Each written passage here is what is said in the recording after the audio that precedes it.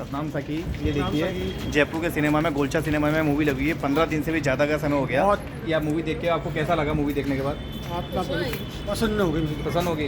ऐसा क्या लगा जो आपके आत्मा पसंद है? इसमें क्या शिक्षाएं मिलती है? शिक्षा यही है कि माँ बाप की उनकी सेवा करना और वो क्या मिला, कोई पिक्चर को मैं तो बोल नहीं पा रहा मैं। आप ये देखिए, इनके पास शब्द नहीं है कहने के, अब इनकी आत्मा झकझोर गई है। आप कहाँ से आए हैं? जयपुर आप मानसो। जयपुर मानसौर से आए हो। आप कुछ तो कहिए, मूवी देखने में ऐसा क्या हो गया जो आप बिल्कुल नहीं बता पा रहे हो? सर अभी तो बस कुछ बोला, मैं क्या करूँ मैं समझ नहीं आ रहा। पहली बार पिक्चर ऐसे देखी मैंने। साईं का मैंने अवतार देखा है। साईं का प्रेरणा होती है, देखा नहीं था, सोचा था। अब वाकई में चीज़ अच्छी सच्ची घटना है। ये देखिए सतगुरु स्वामी देव जी की मूवी देखिए आप, इनके पास शब्द नहीं है कहने को, इनकी पूरा शरीर झकझका गया है। सतनाम साकी, आप बताइए, आपको मूवी देखते हो आपको कैसा लगा? बहुत बढ़िया लगा। और साईं जिनका हमारे लिए धन्यवाद है कि उन्होंने हमारे गुरुदेव की चरित्र हमको दिखाया है। इसके लिए भगत प्रकाश मेहरा साईं का हमारे लिए बहुत बहुत धन्यवाद है। बोलो सतगुरु साईं देवराम महाराज की जय। आपके मांस मच्छी का सेवन करते हो आप लोग?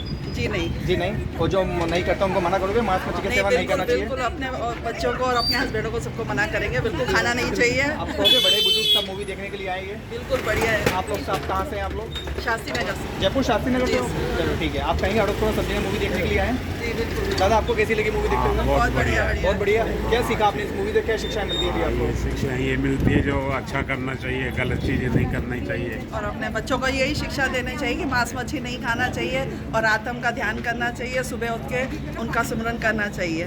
सतनाम साकी। सतनाम साकी।